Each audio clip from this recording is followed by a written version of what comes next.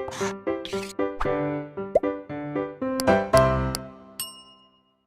बच्चों, कैसे हो आप सब।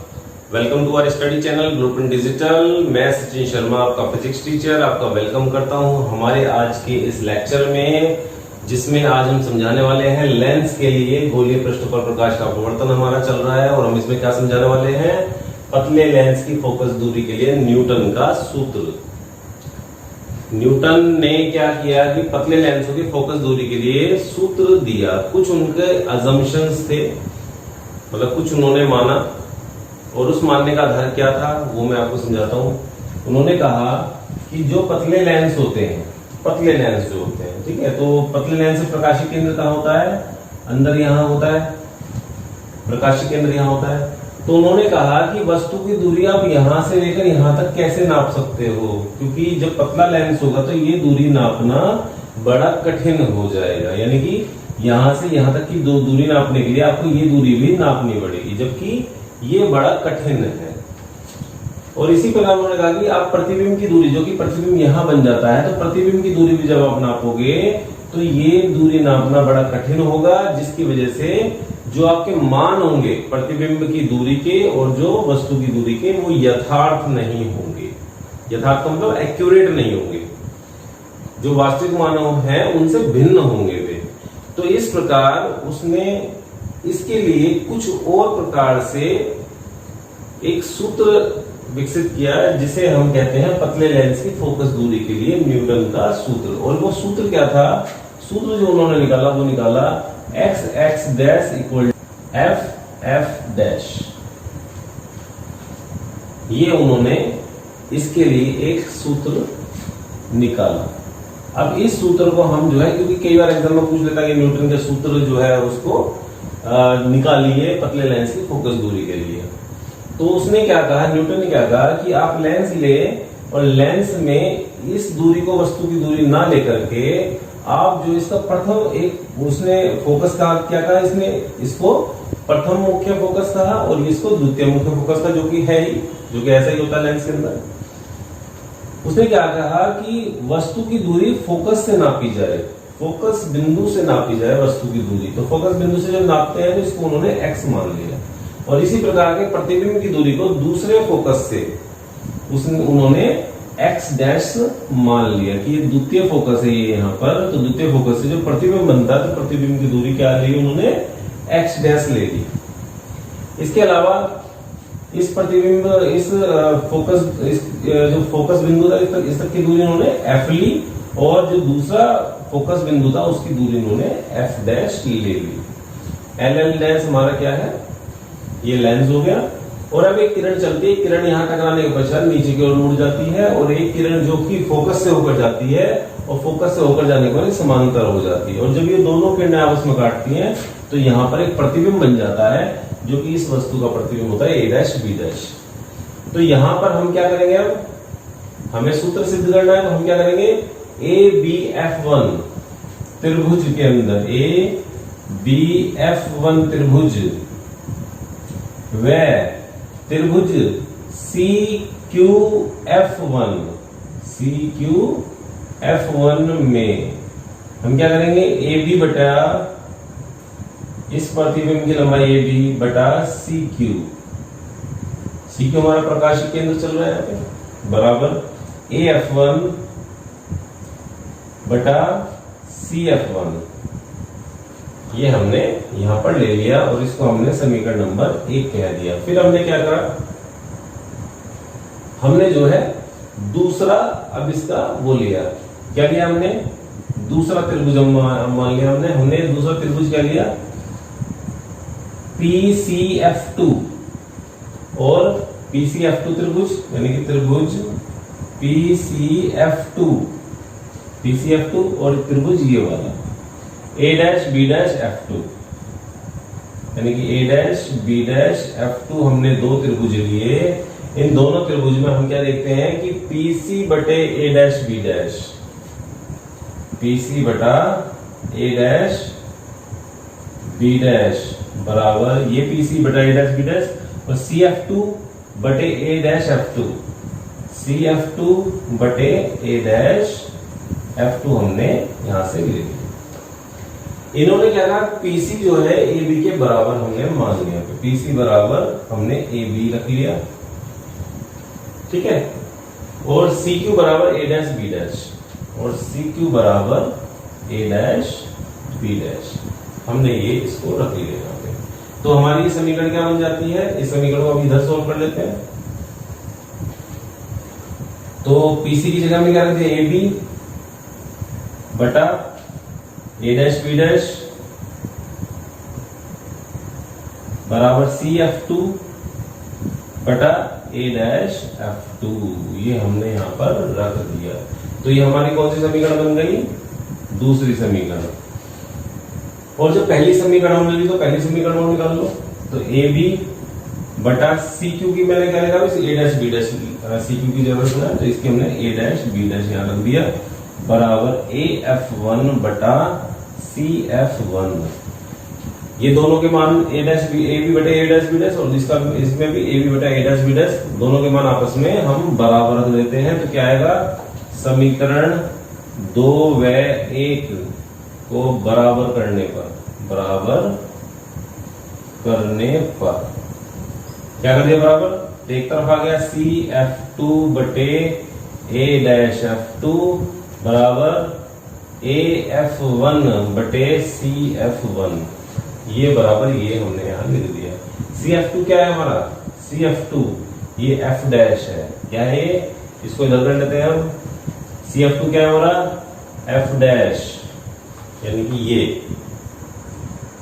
और A डैश F2 क्या है, A डैश F2 हमारा X डैश, तो कितना आ गया, X डैश,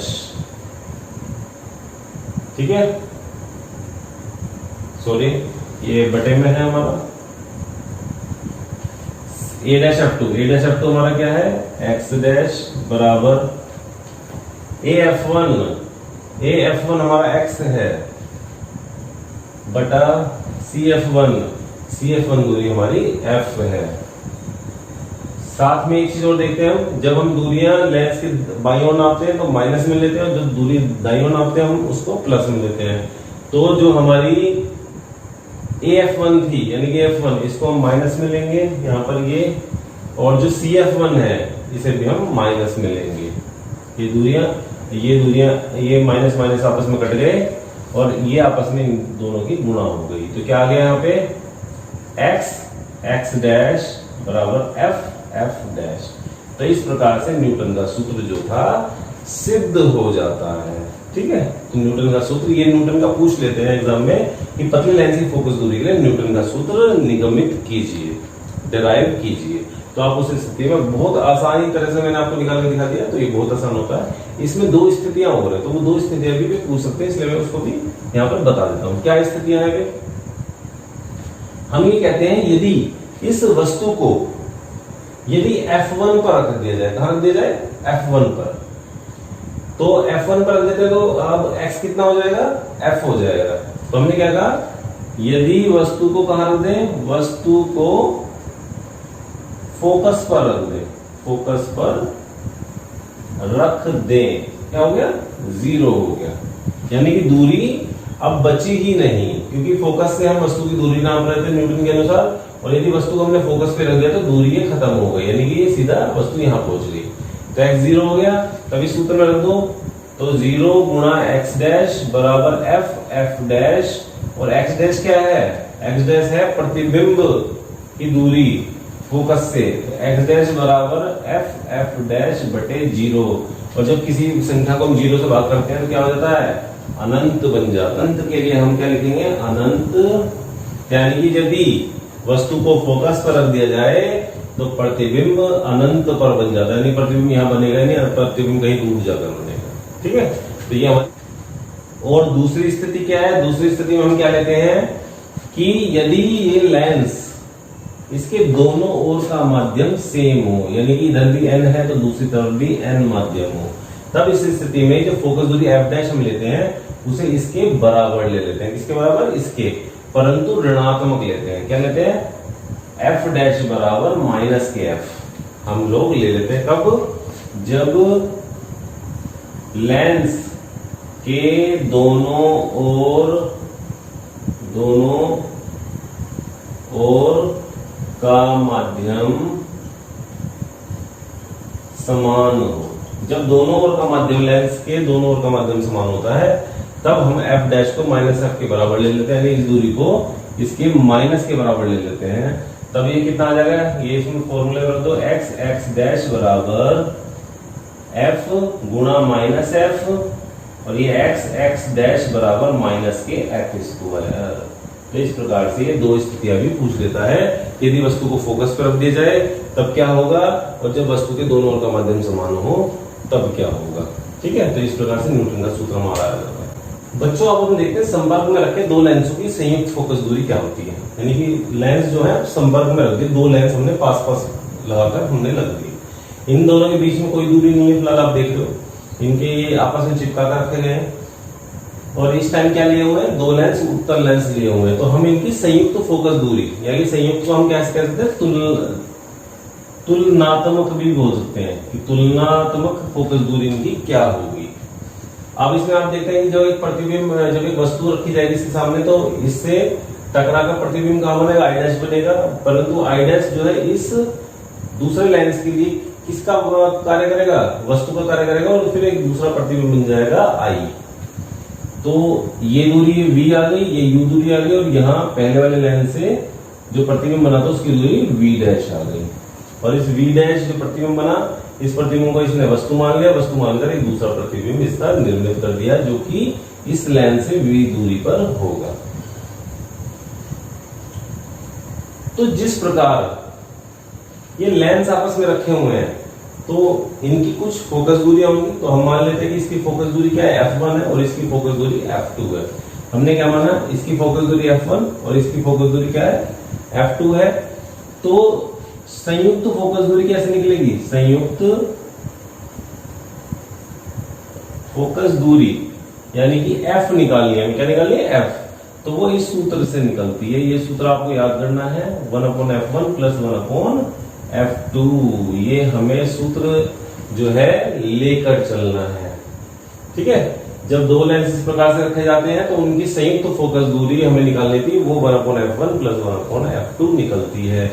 इसको और हल करते हैं तो 1/f इक्वल टू नीचे क्या देगा, f1 f2, और ऊपर क्या देगा, f2 प्लस f1, और f जब निकालोगे आप क्या आ जाएगा, f1 f2 बटे f1 प्लस f2। तो इस प्रकार आप संयुक्त फोकस दूरी इस सूत्र से निकाल सकते हो, ये आपको सूत्र याद करना है। अब इसमें कुछ स्थितियां आ जाएंगी। क्या स्थिति आ जाएंगी, हम मान लेते हैं कि दोनों लेंस क्या है, दोनों लेंस उत्तल है। क्या है, दोनों लेंस उत्तल है। तो जब दोनों लेंस उत्तल होंगे, जब दोनों लेंस उत्तल है, तब सूत्र यही वाला लगेगा कि f1 भी जो होगा ये भी जो है धनात्मक होगा, f1 क्या होगा, धनात्मक होगा, और f2 भी क्या होगा, सॉरी ये f1 स्मॉल लिखना है हमें, f1 और f2 क्या होगा, ये भी धनात्मक दूरी होगी। तब फोकस दूरी समान हो जाएगी, f1 f2 बटे f1 प्लस f2, ये दूरी हमारी समान हो जाएगी।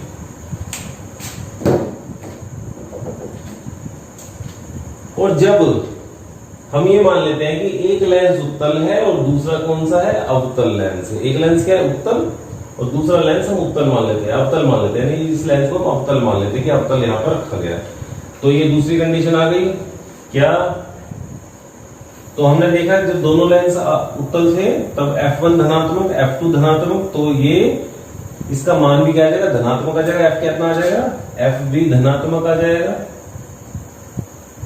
और जब f धनात्मक आ गया, संयुक्त फोकस दूरी धनात्मक आ गई, इसका मतलब ये पूरा कॉम्बिनेशन, पूरा संयोजन ये उत्तल लेंस की भांति व्यवहार करेगा। तो कैसा व्यवहार करेगा, संयोजन उत्तल लेंस की भांति व्यवहार करेगा। अब हम कहते हैं कि दूसरा लेंस हमने अवतल कर दिया, तो दूसरी स्थिति देखते हैं। तो दूसरी स्थिति में क्या है कि इस वाले लेंस को हमने अवतल कर दिया। तो अवतल कर दिया तो F1 तो धनात्मक रहेगी, परंतु F2 क्या हो जाएगी, ऋणात्मक हो जाएगी। तो इस सूत्र में रख दो, इस वाले में दोबारा से, तो 1/f कितना हो जाएगा, 1/f1 प्लस 1/- के F2 हो जाएगा। क्या हो जाएगा, यानी कि हमने अवतल लेंस ले लिया, तो हमने क्या कहा, दूसरा लेंस अवतल, दूसरा लेंस अवतल है। जब हमने दूसरा लेंस अवतल ले लिया तो F2 क्या हो गया, माइनस का हो गया, ऋणात्मक हो गया। तो 1/f इक्वल टू ले लो यहां पे इस तरह से F1 F2 और ये आ गया आपका F2 और ये प्लस माइनस माइनस F1 और F कितना निकल आया, F2 sorry F equal to F1 F2 upon F2 minus F1। ये स्थिति हमारी। तो ये सूत्र कब आया, जब ये दूसरा लेंस हमने अवतल ले लिया। अब इसमें भी कई कंडीशंस बनती है, 3 कंडीशन इसमें भी बनेंगी। क्या, पहली कंडीशन हमने कहा F1 जो है F2 से बड़ा है, यानी कि इसकी फोकस दूरी इससे बड़ी है, यानी कि F1 क्या है, ग्रेटर देन F2 है। तो जब F1 बड़ा होगा F2 से, तो इसको मतलब नीचे का कैसे पता जाएगा, ऋणात्मक आ जाएगा। तब क्या होगा, F2 माइनस F1 क्या हो जाएगा, ऋणात्मक हो जाएगा। और जब ये ऋणात्मक हो जाएगा तो F कैसा हो जाएगा, F भी तो ऋणात्मक हो जाएगा। तो ये भी ऋणात्मक हो जाएगा, जो संयुक्त फोकस दूरी है ऋणात्मक हो जाएगी। इसका मतलब ये संयोजन जो होगा, जिसमें पहला लेंस उत्तल होगा और दूसरा लेंस अवतल होगा, ये संयोजन अवतल लेंस की भांति व्यवहार करेगा, क्योंकि ऋणात्मक आ गया। तो क्या कहेंगे हम, संयोजन अवतल लेंस की भांति व्यवहार करेगा। अब आती है दूसरी कंडीशन इसी के अंदर, इस फॉर्मूले के अंदर दूसरी कंडीशन क्या, हमने कहा कि F1 छोटा हो जाएगा F2 से, F1 छोटा होगा F2 से। जब F1 छोटा होगा F2 से, तो इसका मतलब ये F2 माइनस F1 क्या होगा, F2 माइनस F1 जो होगा वो धनात्मक होगा, धनात्मक होगा। और जब ये धनात्मक हो जाएगा तो F भी धनात्मक हो जाएगा। तो F क्या हो जाएगा, धनात्मक।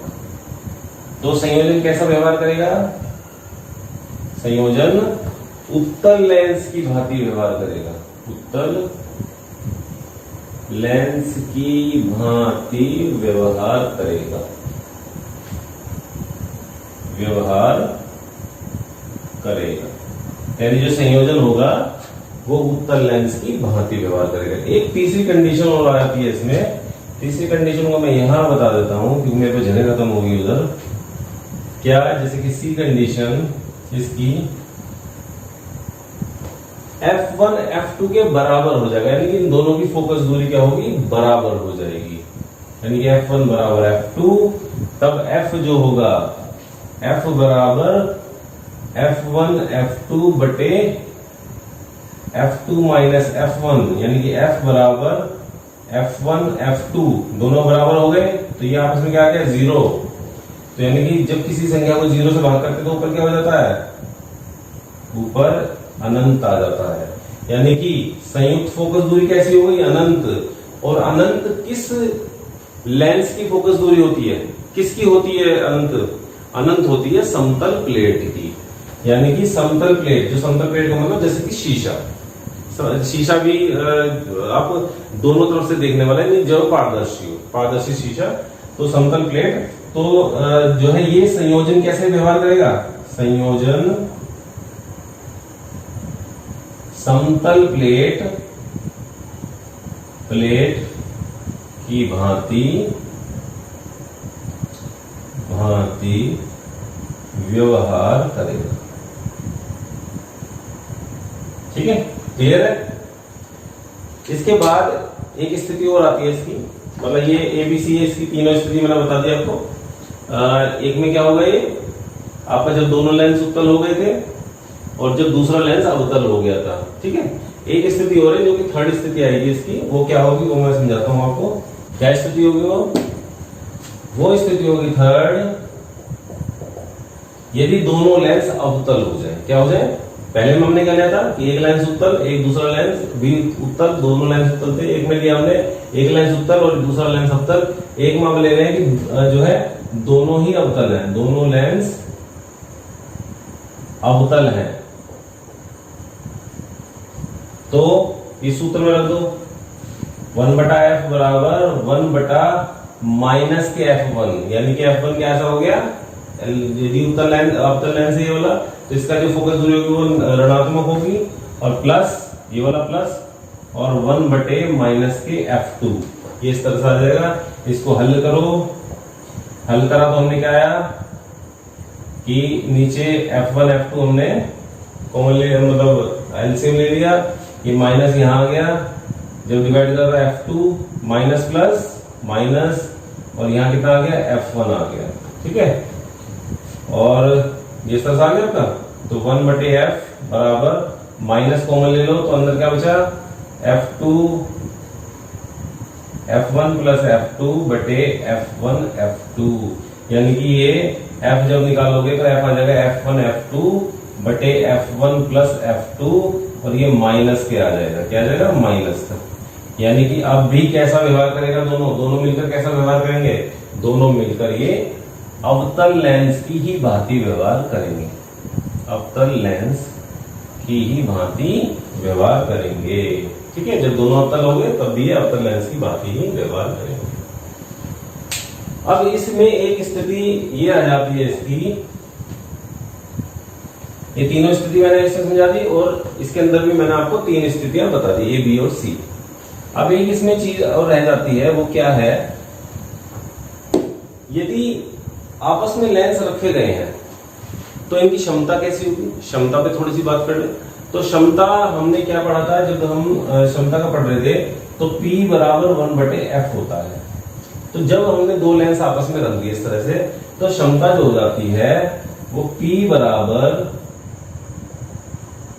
यानी कि हम कैसे निकाल रहे हैं, फोकस दूरी ऐसे निकाल रहे हैं, तो 1/f बराबर 1/f1 प्लस 1/f2। तो संयोजन की क्षमता, संयोजन की क्षमता पे हम बात कर रहे हैं, किस बात कर रहे हैं, संयोजन की क्षमता पर। तो संयोजन की क्षमता के लिए हमने ये सूत्र रख लिया 1/f बराबर 1/f1 प्लस 1/f2।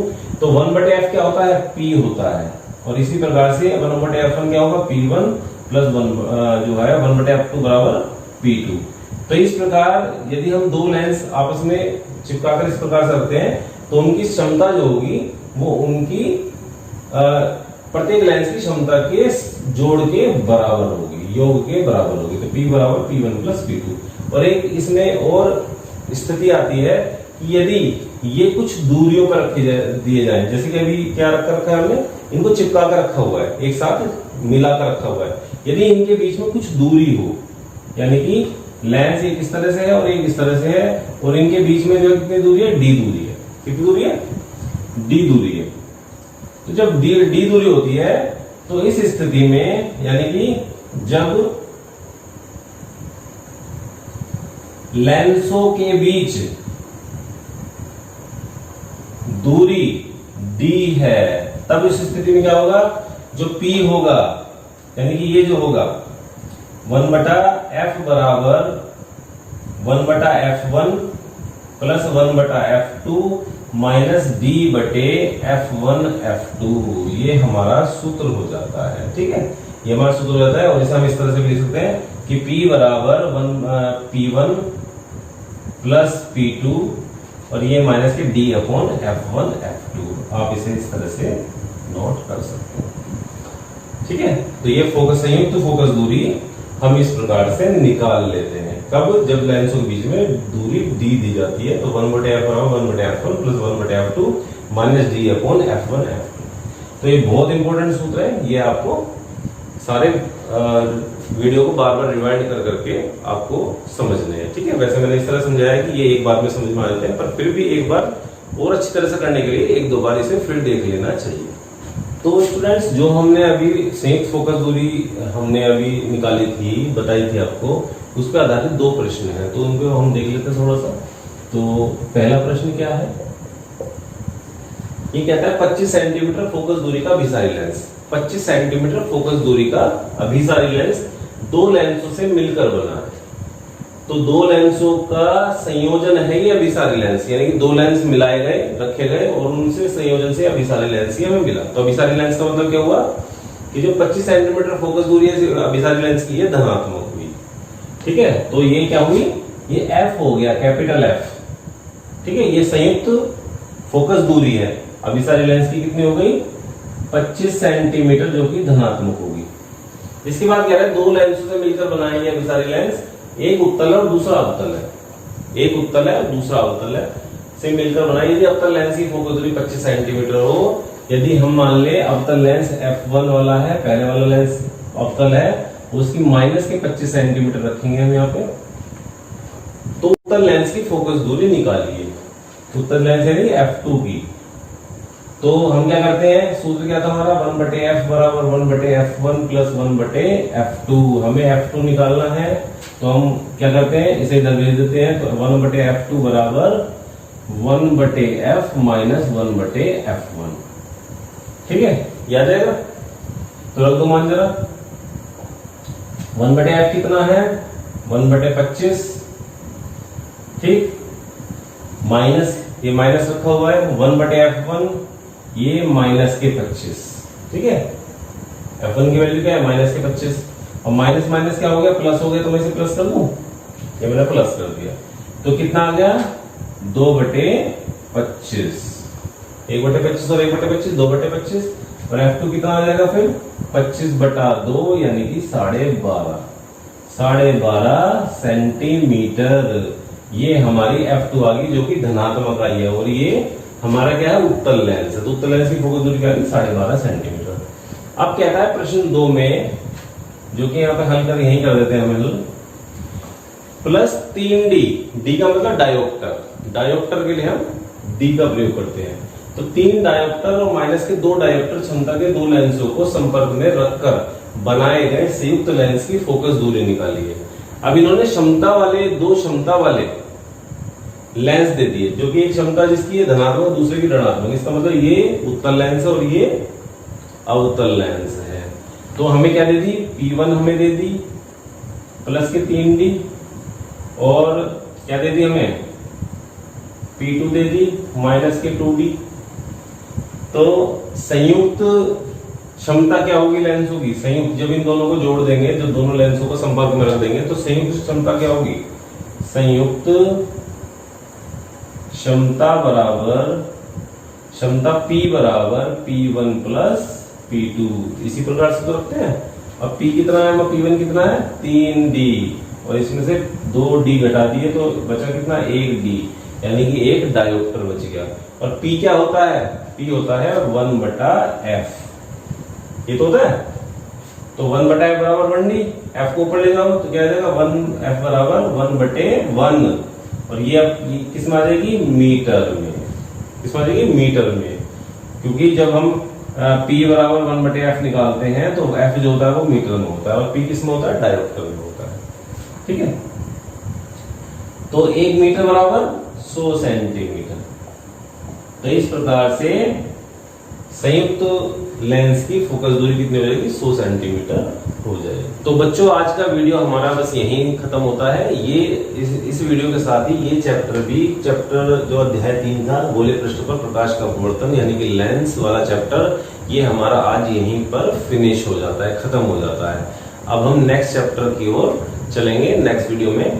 तो ये आपको चैप्टर, आज का हमारा वीडियो हमारा कैसा लगा, और ये कंप्लीट चैप्टर ही जब आप सारी वीडियो देख लेंगे तो आप हमें कमेंट करके ये बताइए कि ये वीडियो में जो हमने आपको समझाया है जिस प्रकार से, तो वो आपको कैसा लगा है। यदि आपको अच्छा लगा है तो आपके जो साथी, जो आपके स्टूडेंट्स हैं, उनको आप इसके बारे में बता सकते हैं, और जाके प्लेलिस्ट में पुरानी वीडियोस देख सकते हैं। तो साथ में इसे लाइक कीजिए, सब्सक्राइब कीजिए, और सब्सक्राइब के साथ में बेल आइकन दबाइए। तो बेल आइकन पे क्लिक कीजिए ताकि आप पे हमारे सारे अपडेशन के नोटिफिकेशंस पहुंच सकें।